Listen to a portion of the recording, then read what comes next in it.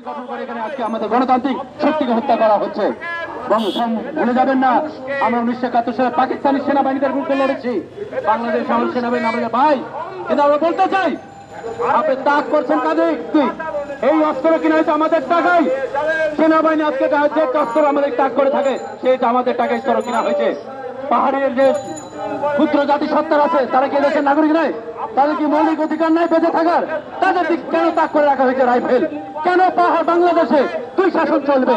সমতলে এক শাসন, পাহাড়ে এক শাসন। এই শাসন চলতে দেওয়া যায় না। আমরা মনে করি সাংবিধানিক যে প্রক্রিয়া আছে, সকল মানুষের গণতান্ত্রিক অধিকার পাওয়ার যে অধিকার আছে সেটা নিশ্চিত এই রাষ্ট্রকে করতে হবে। এই রাষ্ট্র যদি না করতে পারে তাহলে এখানে যে বিদ্যমান যে সংস্কৃতি, বিদ্যমান যে সংবিধান আছে, বিশ্বের যে রাষ্ট্র কাঠামো আছে, বিদ্যমান যে শাসন ব্যবস্থা আছে, তাকে যেন উচ্ছেদ করে গণতান্ত্রিক রাষ্ট্র প্রতিষ্ঠিত করতে হবে। সারা বাংলাদেশের গরিব মেহনতি মানুষের রাষ্ট্র প্রতিষ্ঠিত করতে হবে। আজকে বড় লোকেরা, লুটেরারা এই রাষ্ট্রকে প্রতিষ্ঠিত করে গেছে। কি নিরাপত্তা দিয়েছে আমাদের? আমাদের ভাই আজকে যে শিক্ষা, আজকে স্বাস্থ্য, আজকে সংস্কৃতি, কোন নিরাপত্তা বাংলাদেশে নাই। বাংলাদেশে 50 বছর 52 বছর চলছে। এই স্বাধীনতা কার? এই স্বাধীনতা অর্জন হয়েছে কাদের স্বাধীনতা? এই স্বাধীনতা হয়েছে এখন লুটেরাদের, শাসক শ্রেণীদের। আমরা আবারও বলছি, আজকে জাতীয় মুক্তি কাউন্সিল যে এখানে দাঁড়িয়েছি, এইখানে আমরা পাহাড়ে এই যে নির্বিচারে যে গুনে গুনে নেতৃত্ব শূন্য করার যে চক্রান্ত করছে তাকে প্রতিহত করবে। সংগ্রামী বন্ধুগণ, আজকের এই সমাবেশ, জাতীয় মুক্তি কাউন্সিল সমাবেশ আমরা কোটি কত করে উন্নয়নের বড় পোস্টার সেটা দিল মানুষের বুক পকেটে। আজ আমি তাদের প্রকাশ্য প্রতিরোধ করতে এসেছি।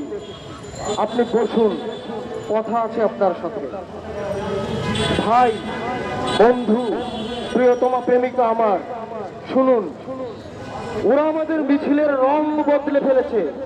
অধিকার আদায়ের শান্তিপূর্ণ সভা সমাবেশে প্রতিদিন অহরহ গুলির আওয়াজ শুনিয়েছে। ক্ষমতার দাপটে পেশি বলের মহড়া দেখিয়েছে, আমরা কিছুই বলিনি।